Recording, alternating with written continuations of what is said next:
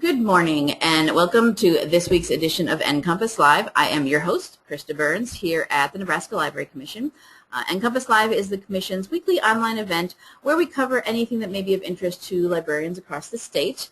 We do presentations, interviews, mini training sessions, whatever we think might be useful and interesting to librarians. We do these sessions every Wednesday morning at 10 a.m. Central Time. They last for about an hour, depending.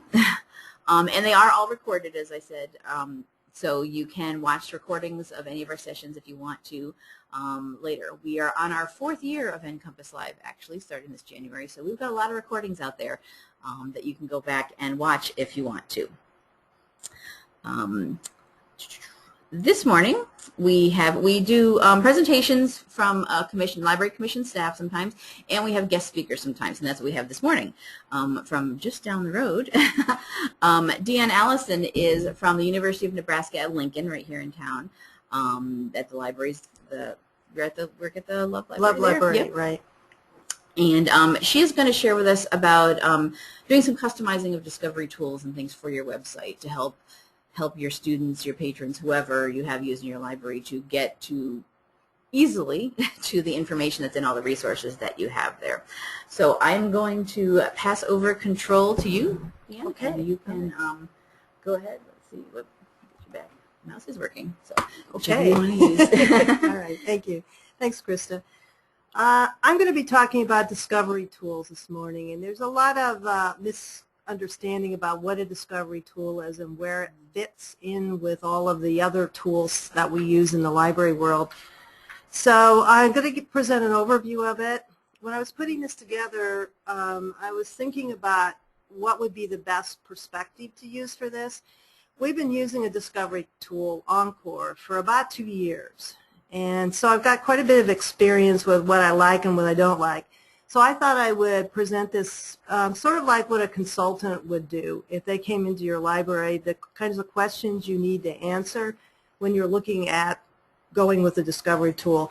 So I'm going to present those questions, and we're going to do an overview of the major discovery tools that are available on the market, and a couple of open source ones that are available as well. It's good to have as options, yeah. Right.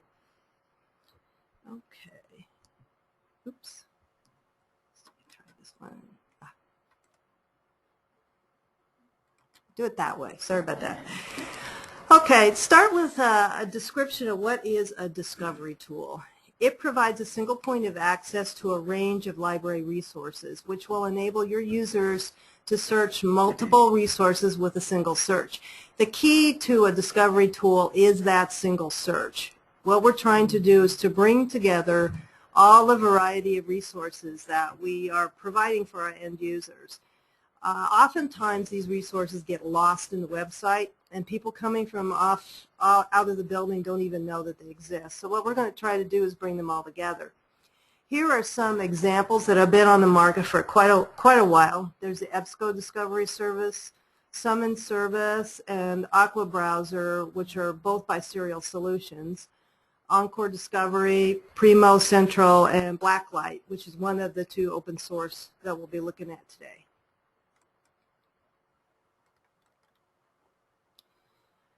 Reasons why you might want a discovery tool. First of all is to simplify the search process. You want a single search that people can put in. We know from experience with our online catalogs that people love the keyword search, and when you start talking about Boolean searching and advanced searching, their eyes glaze over. Mm-hmm. So keyword is something that people are demanding, they want, they're used to it on the internet. If you can get to all of the search results you want in Google with one search, why do we require complex searching? So that's one of the reasons why you might want a discovery tool. It's kind of like the easy button for our end users. You might also want to market your locally created databases to increase their use and visibility. It's easy to send people to databases when they're coming to the reference or information desk and they're asking a question. You can do a really good reference interview, and you can tell them, well, we have these databases and we have this locally created resource that would be very useful for you. But if they're not coming into our sites, they're not going to know about that. And if they're not exploring your website, they may never find those resources. So this is a way of increasing their visibility and use, and that has certainly been the case that we found at UNL. You can provide a more intuitive search interfaces that encourages discovery. This goes back again to the keyword search and the ability to do limiting and expanding that are more obvious to people rather than having to go to a second search page to do their limiting, their results. That should be integrated into the initial result set so that people can easily navigate around in their searches.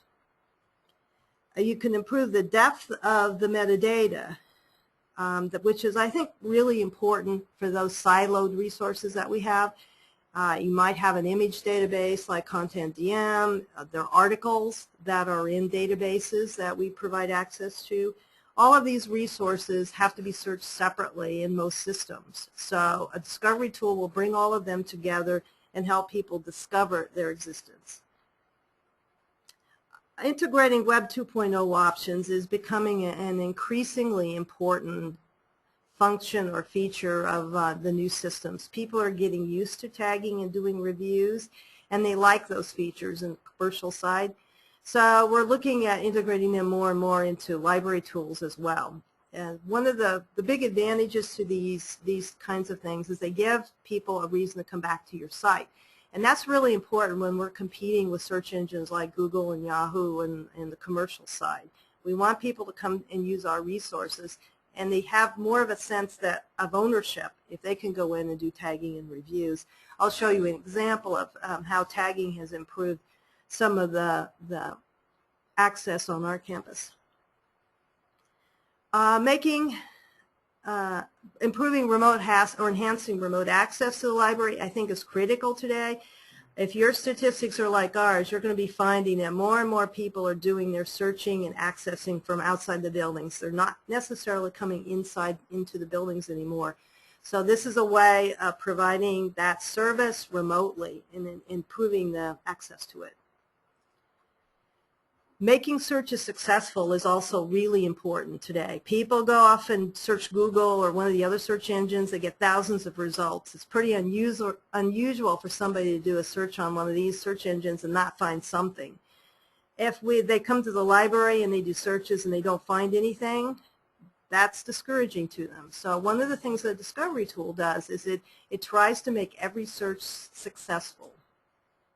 So overall goal is to promote the library as a quality research source that meets the changing expectations of our users. It's a modern interface. People expect modern. They don't want to go to a library website and see something that they saw on the commercial side 10 years ago. We have to keep up with the Joneses anymore. We want direct access to quality resources, the resources that we've been selecting for our users. In some cases we're paying a lot of money for. We want those to be used, and we want people to be able to find them easily. So those are some of the main reasons why you might be looking at a discovery tool. This kind of gives you an idea of where a discovery tool can be really beneficial. We have an open URL resolver which allows people to get full text results from an index to the full text from a journal database. And we have sent that information to Google Scholar. So if an individual sets up their preferences in Google Scholar, when they do a search there, they will see a web bridge button. When they click on it, it will direct them to the full text resources. I imagine a lot of you have a similar setup. This is a typical log result from Google Scholar, which shows you how many items in there we don't own. Now, we are giving them an option to go to interlibrary loan to get them, but these are examples of what I would call an unsuccessful search. The person isn't able to get direct access to information that they need. So that's a reason why a discovery tool, which only provides access to those resources that we have, will help people be a little bit more successful right out of the box.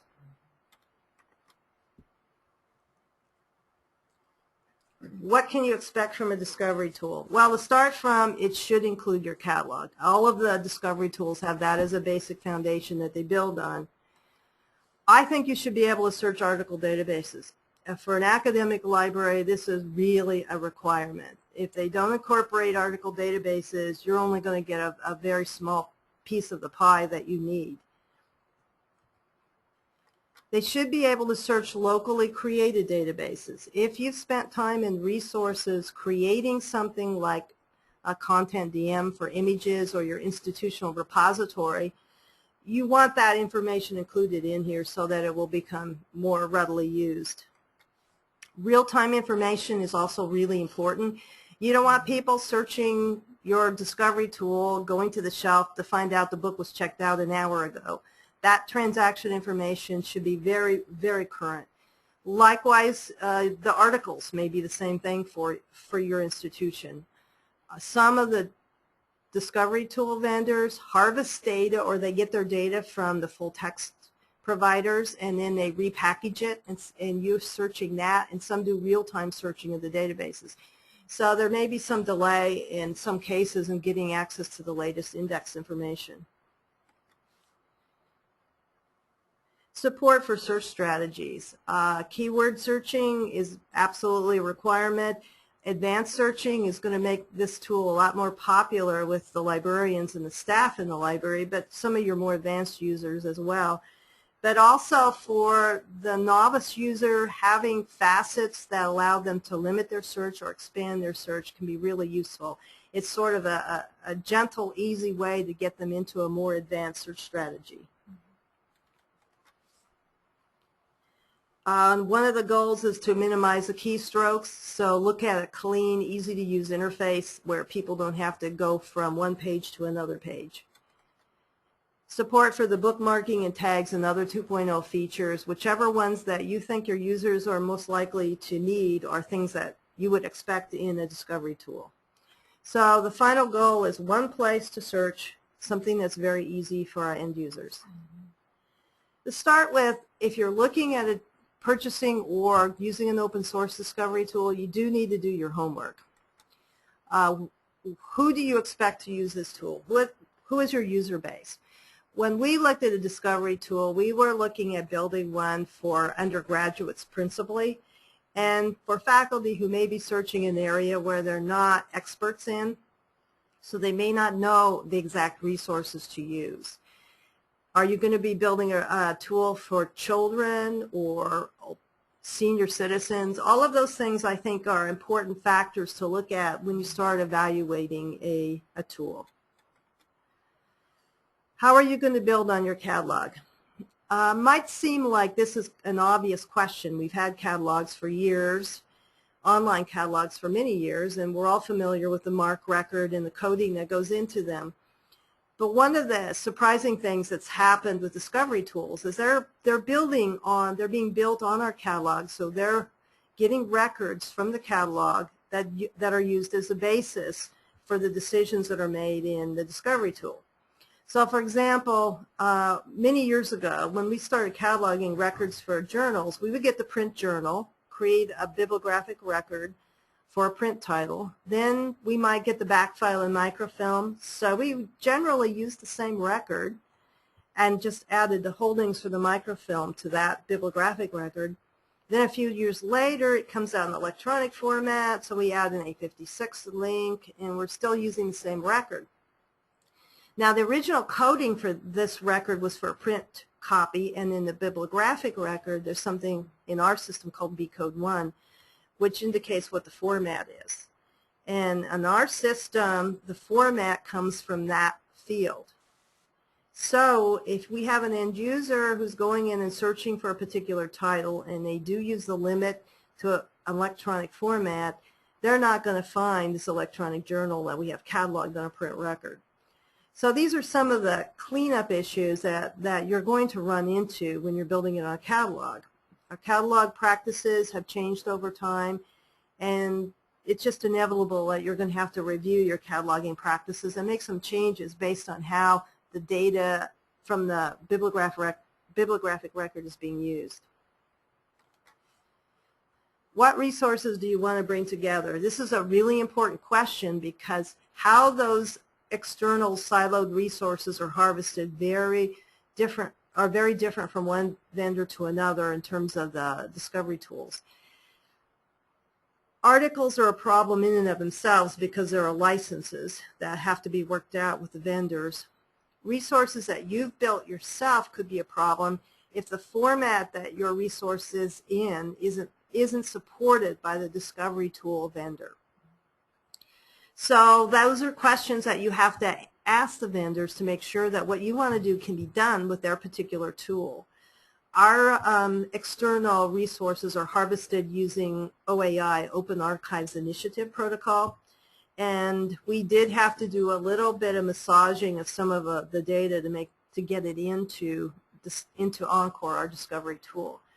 We had the programming staff to be able to do this, but you might not have that. And if you have data in an SQL database, for example, it may not be harvestable from the discovery tool. So know which resources you want to bring together from the start and make that part of the conversation that you're having when you're selecting a resource. How do you want to integrate with the other services and products that you already have? So if you want interlibrary loan information included, circulation information certainly, electronic resource information, all of these are services. You may have different providers for each of those services. They may be different than your integrated library system provider. Knowing what those services are helps inform the conversation that you're going to have to make sure that whatever you use for a discovery tool can pull data from all of those information sources to bring them together into your discovery tool. Otherwise, you can leave out really key, important services that you didn't want to leave out. What are your preferences for integrating the results and the authentication issues? So, for example, for presentation, do you want articles integrated with the books and the journals that you have cataloged and the resources that you're harvesting? Do you want them all in one giant list? Do you want them separated so the articles appear on one side and everything else on the other side? See an example of that. Or do you want them faceted so that the articles appear as sort of a teaser in the results, which is what Innovative has done with Encore. So they're very different results, and they have very different experiences for the end user when you go in and look at them. We'll see examples of all three in a little bit. You want to definitely talk with librarians using the system. It's important to talk to the salespeople and get their pitch, but it's also important to talk to people who are actually using the system and find out what they like and dislike, what would they do differently if they could start all over and do things from scratch. You'll get a much better view if you have that opportunity. And try to get a login on these different systems to demo them. That's really helpful as well. Most librarians are pretty cooperative to give somebody a temporary login. I know I've done that in a couple of instances. So if you can get that, can get a demo, that can be really helpful in getting the end user experience. Here's some of the major systems that are out there that are available. There's Aqua Browser from Serial Solutions and Summons also from Serial Solution. The main difference between these two, they kind of split out the discovery layer, which is Aqua Browser, from the serial or article layer, which is what Summon is, which is kind of an interesting approach, but you can pick and choose which part of it that you want. That's true of many of the other vendors. I know that Encore will allow you to get the discovery layer, which is basically Encore without the serials, which is Synergy, basically a different product. EBSCO has a discovery service as well, and then Encore, of course, is what we're using. Primo Ex Libris is another major system. WorldCat Local, Blacklight, and Viewfinder, the two open source ones that we'll be looking at in a little bit. Of course, of all of these systems, I'm the most familiar with Encore since I've been using that for a couple of years. So I'm going to have a little bit more expert information on that one than I will have on the other one. So I give a little bit of disclaimer there. I just want to say before you go on, all of the URLs that are in this presentation will be available afterwards when the recording goes up, so you don't have to try and scribble all these down right now. We'll have a set of all of them loaded into the Library Commission's Delicious account. You'll be able to get them all together then after the session's over. Okay, good.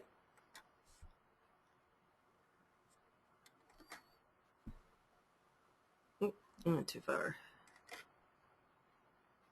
Previous. Aha, here we go. I wanted to talk a little bit about open source alternatives.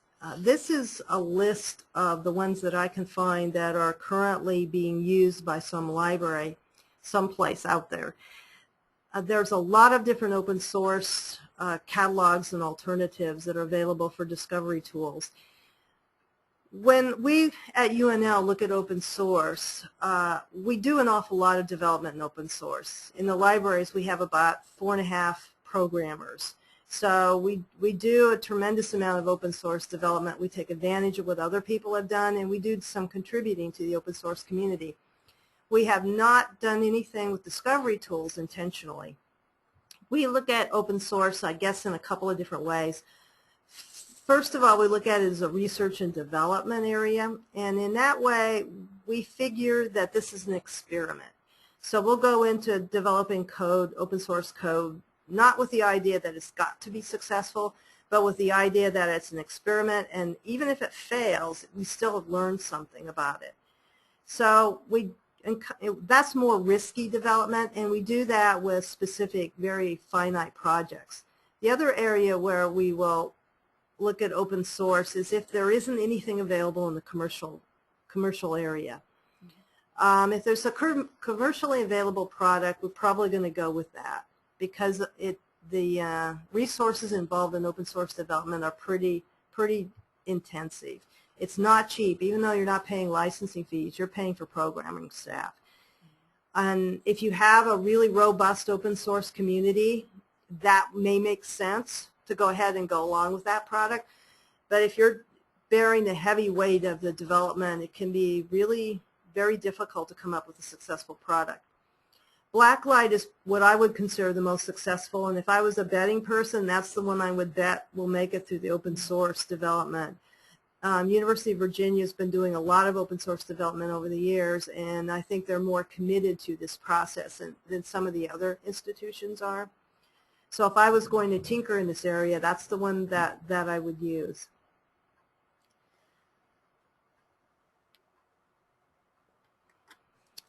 Differences. So with that caveat in mind, we'll go into some of the differences between the systems.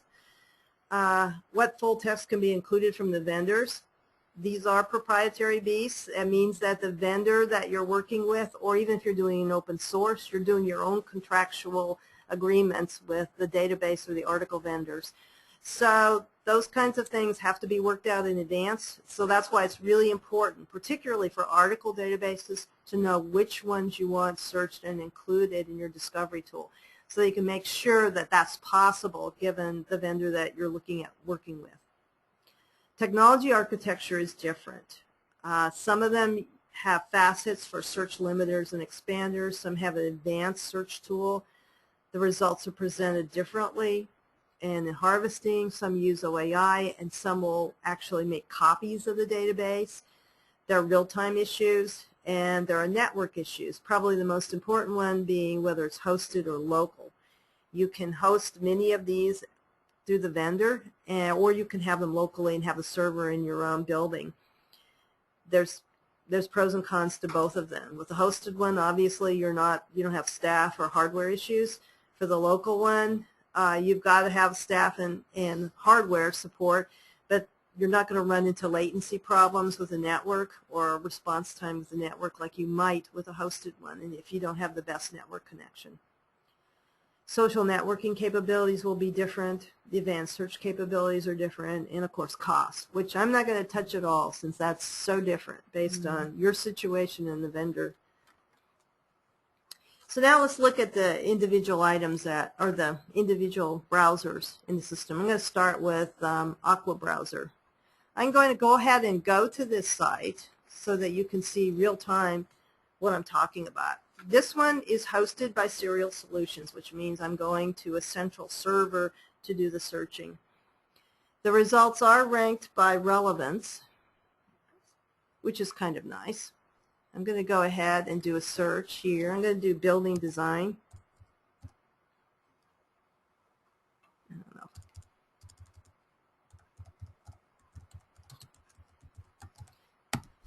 If you have a better search that you'd like me to try, just speak up in the question section. The results are kind of interesting with this one. They have this little cloud over here on the left-hand side, which is their way of narrowing and broadening the search.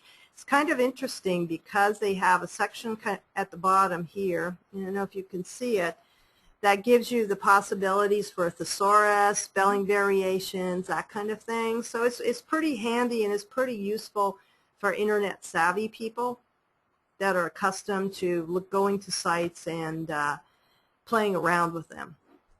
They do use covers. Titles are in there as well, so that it's a pretty attractive looking interface. It has faceted navigation. You're going to be seeing that a lot. These over on the left-hand side are called facets, and they give you the ability to limit or expand your search based on matches, and they also tell you how many matches you're going to get when you narrow or expand your search. They do have real-time availability of item status, so if something's checked out, it should display that. They have an ADA compliant interface. They support sorting by author, title, and date of publication. That's up here in the right-hand side, I believe that's right. They have Web 2.0 features for lists, tags, ratings, and reviews. The relevancy ranking itself here, oh, that's the other part I was meant to get to. The relevancy ranking can be configured to some extent by the library. It has it's integrated with the library's 360 search or federated search service subscription as well, and it can be. I haven't seen an example where Aqua Browser was doing that though currently. It has 2 additional local data sets that can be incorporated into it, and there is no advanced search at this point in time. So it's not too bad. It's a visual discovery tool. I particularly like the visual way that they did their expanding and limiting options. Summon is the next one, which is again another hosted service. This is the article version of what we just saw from Serial Solutions in the Aqua Browser. It has journal and periodical articles. It is relevancy ranked.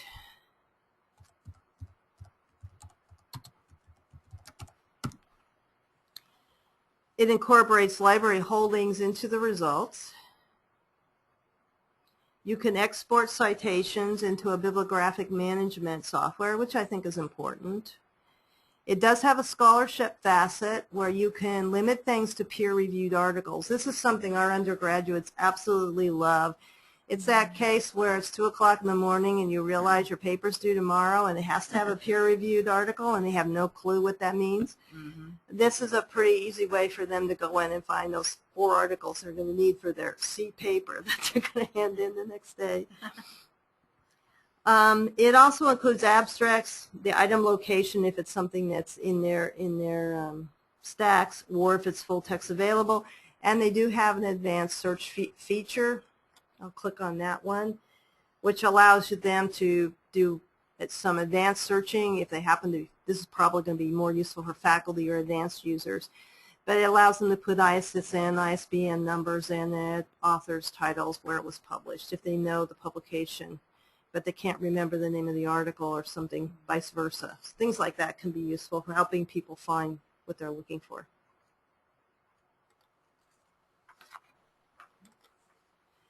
Okay, the next one is EBSCO Discovery Service. This one provides access to databases from EBSCO. So if you're an EBSCO subscriber right now, you're familiar with how this looks, and the interface looks very much like the regular EBSCO databases.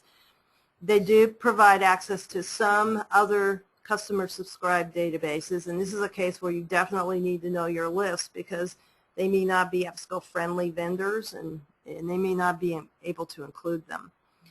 The records are loaded directly. It includes real-time availability, and it does checks and daily updates of new cataloged items. Those are searched along with the article content. It supports book jackets, book records, entertainment records, etc. So it has a variety of different items that you can include in it. It does include institutional archives and repositories, which are loaded into their system. Has facet options for subject, source, and publication. It includes alerts, RSS options, image quick view, which is kind of nice. You can click on an image and it brings it up immediately. And it supports a variety of widgets. Something that if you're familiar with EBSCO, you're going to be a little bit familiar with the kinds of things I'm talking about. Now you're probably wondering why I'm not showing this to you. It's because you can't see anything until you authenticate. And this is why that authentication question is really important. In our case at UNL, this was kind of a showstopper for us, because we wanted people to at least get some results without having to log into the system first. It's too much of an inconvenience. So this is something that we would never consider just because the authentication is done up front, and it prevents anybody from getting in and even seeing any of the results. So everything we saw before in the other catalog, you can't see in this system without logging in. If you're a private institution, that may be fine, but if you're a public institution like us, this is probably not something you're going to like. I haven't found any EBSCO site that does allow you to go in and do searching before you authenticate. So if I was thinking about EBSCO, that's a key question I would ask, if there's any way to do that. There's someone in the session does say that there is a place where some library where you can see results. I want to try and go to it and see if you can. Let's go. If it's www.wssu.edu/library. Not sure where that, but we'll see if it. Winston-Salem State Okay. University. Yeah, I haven't been to this one, so this will be good. Let's see.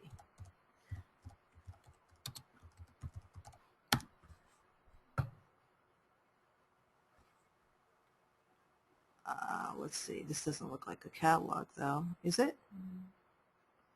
Oh, I have to go back to the first page. You said scroll down. Oh, okay. The other thing says all resources, articles, down at the bottom, books. Ooh. Is that it there? The yellow box would be there. For all. Search. Okay. Yep. That's the place.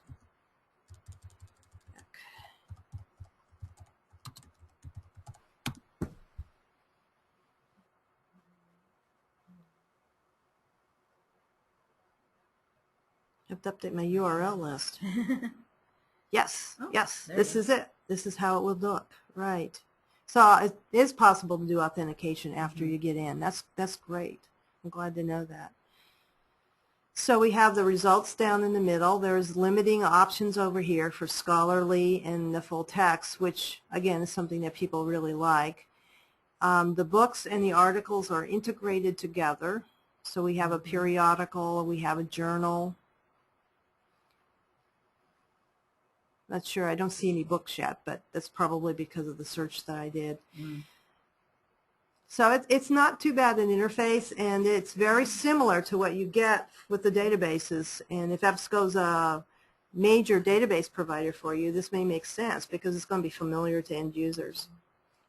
These over here are the images that I was talking about that you can go in, but I can't log in. Feature. So getting a search results is something, but not everything. You still have to be authenticated. Yeah. Yeah, that authentication question can be really interesting. Yeah. Thanks for the tip. Yes, thank you. We'll be adding that link to our list. Yes. Okay, let's move on to Primo.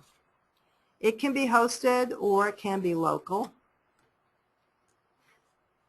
This is kind of an interesting one. I sort of like the way they've done things in this discovery tool. It can harvest catalog, and the library has options for configuring the metadata for the relevancy rankings. It uses a hosted central index for the full text materials, including the articles and ebooks, which is delivered by the publisher's technology. So this is an example where the information might be delayed a little bit. It also has a Primo deep search option, which provides searching for resources that they can't harvest, but is compliant with an API. So they also have an API method of getting resources into the results. And they use Ex Libris's MetaLib gateway for other resource linking and linking out. I'm going to try and Okay. close some of the other ones to see if that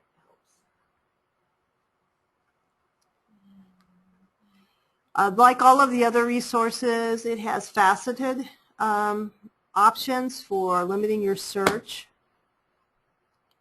including subject, source, and publication. It has a multilingual thesaurus, and it has web page harvesting capability, so you can actually harvest a web page. Looks like we're having a network problem for this one. Yeah. The other one's working fine.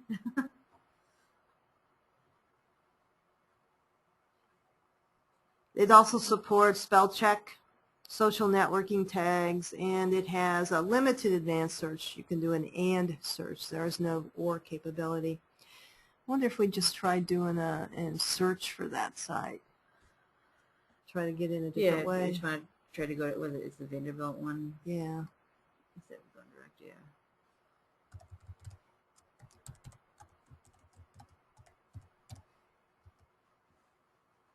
Built.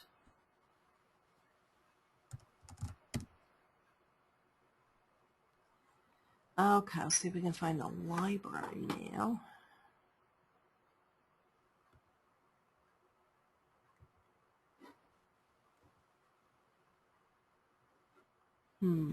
Let's see in the library on here.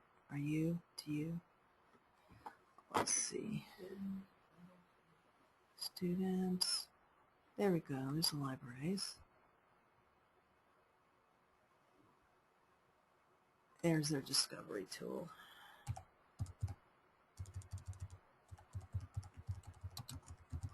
So we get the results up.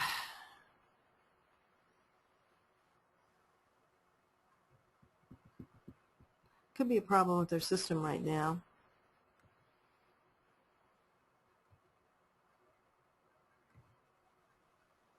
The one feature about this Primo system that I really like is they have an option to limit the search results for articles to cited articles.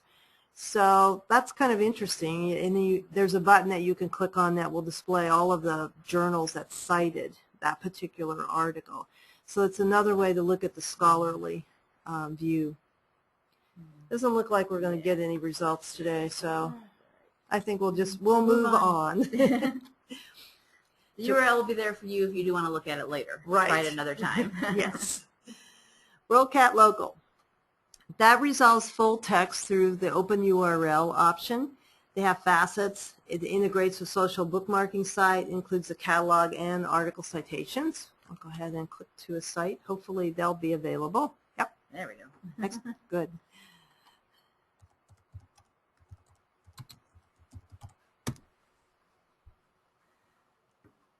They support citation export, single integrated search results, and it integrates with ILLiad, not too surprisingly.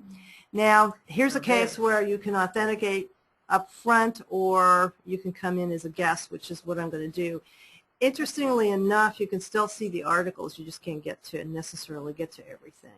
Because here we can see the article first database results that have come back. And I could limit to those, but I'm not going to be able to get to them without authenticating. It supports book covers, book reviews, contributed reviews, tagging, and recommendations. So you can see a book cover in there. It does have an advanced search option for expanding and limiting searches, and it supports and Boolean searching. It supports and Boolean searching for that. So it's a similar interface to what we've seen before. Facets on the left, which is your the ability to limit or increase the results.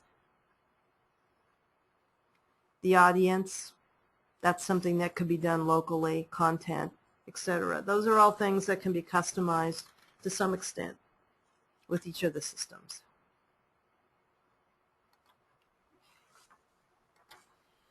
Now, moving on to Blacklight, which is our first open source database. And this one or discovery tool, I should say. This one has changed a lot in the last couple of years. It's kind of interesting to see it develop. It's developed more than any of the other open source ones that I've seen. It search items the catalog has cataloged, including books, journals, DVDs, CDs, etc., websites, and all of the open source material that they've developed. And Virginia has developed a lot of open source materials that are searchable within their collection. So we'll get this will be our first example of a site where I seem to have lost control of my arrow here. Oh, here we go. The page is still loading. There it goes. Here we go. This is the first example of a site that has an extensively harvested results. On the left-hand side, we have the articles. So what they did is they literally split the screen, which is kind of interesting. A year ago, before they had the article integration, there was just the catalog results, which was their harvested material that was full text, their book catalog results. But now they've included the articles, and they chose to split them in the screen into two different sides, which is kind of an interesting approach. It's interesting to see a different view of the same thing, because all the other ones looked very similar to each other. And somehow, I mean, they're using serial solutions to connect over into their full text articles, and I'd really love to know how they did that, but they obviously are working with them to try to provide the article integration. And you can switch to different views to find their different collections. So that's kind of a very different approach to how they developed this. But they have finally got the article integration in, which is probably the most difficult aspect if you're building your own discovery tool. They do have support for sharing things with social networking tools like Delicious, RefWorks, Zotero. They can generate an RSS feed for a search and get notifications when new materials come in, can request items, and now they have the article integration. So they're moving along pretty nicely in their development. Viewfind is the other open source. They're a little bit younger in terms of development than the other one, and Blacklight is, but they do have some interesting capabilities. They're kind of where Blacklight was a year ago is where Viewfind is today. It's being developed out of Colorado State.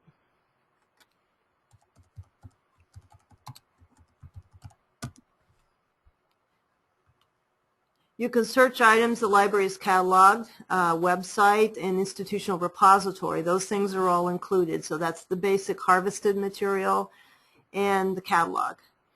You can limit results to the collection, the format, dates, and keywords. It supports limiting items to things like illustration or full text, and they have kind of an interesting stemming option over in advanced, I believe is where that was, where you can do word, a little different thing in terms of the word truncation, so you can do things like working, works, and have them all search as work kind of thing. So it has a little more capabilities for advanced searching than some of the other systems have done. Sort of a cross between an online catalog and a discovery tool. Results can be sorted by relevancy, ranking, date, author, title, supports bookmarking and citation exporting, and at this point in time there are no articles. But of course we have cover titles. So it's an interesting development that's coming out of Colorado. In some ways, I would prefer that these open source developers work together on one tool instead of building competing ones, but that's the way it is. Now we'll move on to Encore, which is the one I'm most familiar with. It is local or hosted. It searches the cataloged and harvested collections. It uses OAI for harvesting. It does have an advanced search option of and or. That's something new that was just added this year. It was something that the librarians that were working with Innovative demanded. We have facets for limiting and expanding searches. It can do call number searches as well. Sort by relevancy, title, and date. It is integrated with the other Millennium, the other products that Innovative puts out. the reserves and circulation, of course, web bridge for the open URL resolving and those kinds of things. For other things, we harvest them. Oops.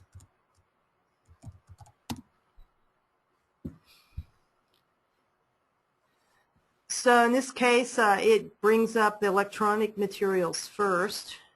The facets, again, are over on the left-hand side, which is something that we've been seeing a lot of. The harvested materials are integrated into the results, but the articles are not. This shows you how a facet is created, and it's added as after the third result that comes back. It's kind of an interesting technique, and there's been a lot of debate on whether we like it or not, and whether we can move it someplace else or not. But at this point in time, Innovative's leaving it here. Has an option for web bridge, so it can link over to web bridge if there isn't full text available. If there is, they would show up in the results. You can do a call number, sort of like a browse feature, using the call number prefix. It supports tagging. This is actually subject headings, but tagging is supported in the system as well. And then we have the limiting and expanding towards the bottom.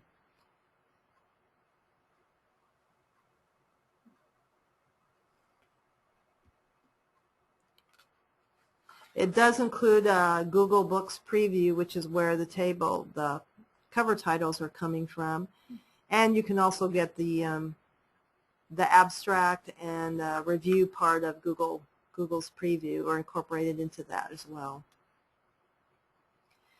If someone wants the articles, wants a closer view of articles, they can click on the view over, and it brings up another section which gives them the option to look at only peer-reviewed or full text, and they can switch to a different folder. So if they think their results would come up with a better results, they can switch to a different set of databases, which makes this one, I think, a little bit different than some of the other ones.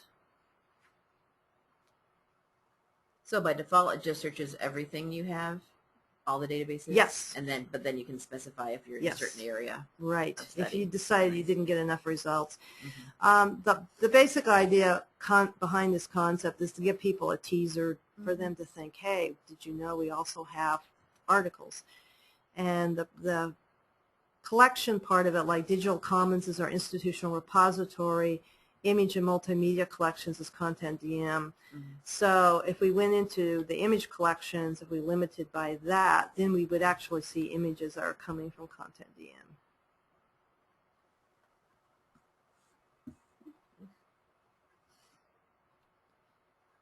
Now to get to if it was a restricted one, in our case, you have to actually click on the item, and then you would get prompted for a login if you needed one. Okay, getting into the summary section here now. The Discovery Tool Checklist. Is it hosted or local? This has some implications for staffing and potentially for response time. Do you get real-time updating from the catalog, which is really important? The currency of the articles, and the ability to do full text and peer review limiting, which are probably more important in an academic library, but they're definitely considerations that we need to be looking at. What databases do you want to include, I think, is also important, and what choices you need to know up front what you want to do and make sure that those databases can be included. The authentication method, the options for the local database, can you do OAI harvesting? Would you have to change any of your current coding to get it into the system? Flexibility to easily expand and limit queries, and the support for serendipitous discovery. That's the case where somebody comes looking for a book and finds out you have this archival collection that would just be fabulous to support whatever they're doing. Web 2.0 features like tagging, ratings, reviews, and exporting. Browser issues, compatibility, and ADA compatibility can be important factors for you. Local control. This is kind of an interesting one that I added a little bit later. Because the systems are independent, if your catalog is down and your discovery tool is up, you essentially are not down with your catalog. People can still continue to use it, and vice versa. So if you're doing an upgrade on your discovery tool, you can use your catalog as a backup for many of the features of it. So that's something, that's kind of an added feature that you can get with these systems. Form searching is kind of an interesting one. Most of us can do this already with our catalog. You can create a form that people can use for searching, and it executes a pre-developed search. In this particular example, we have a center, I think it's associated with the law college, that wanted to do their own collection. They came to us and said, we want to create a library. Well, we weren't real excited about creating another local library, especially at a time when we're doing a lot of consolidation.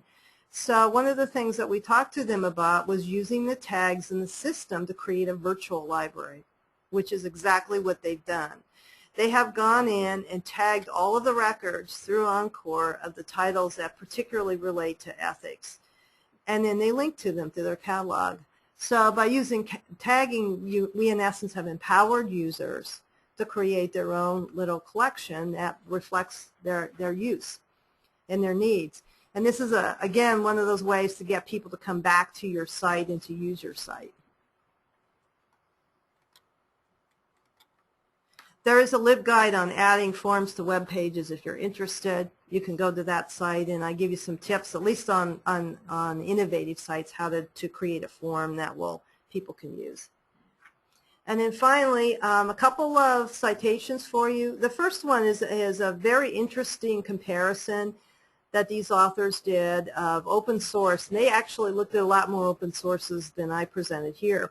I eliminated the ones that I couldn't find anybody using anymore.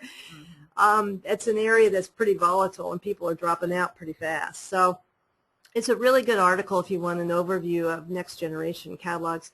The article I did talks about how our catalog is being used by our end users. So, for example, we found out that about 20% of the searches are going into the facets. So we are increasing the use of those previously siloed resources by making them more visible to people.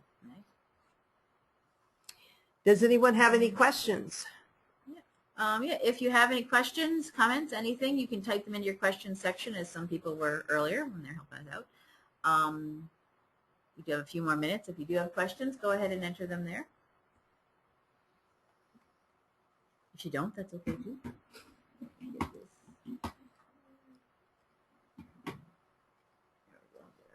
Back up there.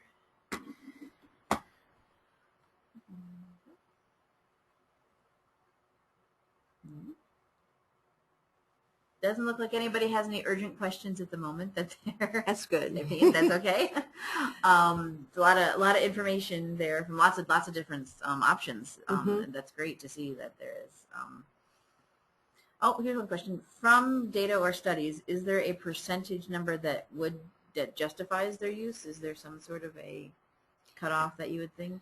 Or that anyone has said there should be? Not that I have seen. I think in some cases that's an individual institution's decision. We look at it this way. We're putting a lot of effort into creating these harvested resources, and we have one resource, for example, the Birds of Nebraska, which is really specialized. It's articles, I think it's from the Omaha World Herald, that somebody collected over a period of time and that been digitized. And I noticed one day when I was looking at the searches that it was right around Thanksgiving, and they'd done an Encore search on turkey. And they ended up going into the Birds of Nebraska collection. So got a little distracted, as can happen, yes. Yeah. So that was kind of an interesting, that's a serendipitous discovery. It's an example of one if I ever saw one. So, we look at any increase in usage that we can get is good. Yeah, so your goal would be whatever you think is, whatever you want it to be for yours. Yeah. Right, yeah. And it's kind of like the commercial about the cost of it and what becomes priceless. Really. Not a good answer, but that's the best I can do right now. Yep, and it will vary, from place to place. Mm-hmm. Okay. All right. Doesn't look like anything else. Oh, he says he knows that was a tough question. Yes.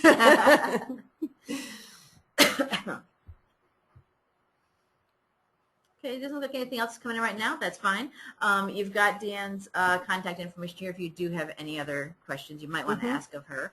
As I said, we did record the session, so it will be available, the whole recording and the PowerPoints and all the URLs, including that extra one that you gave to us, will be available when the recording is ready today or tomorrow.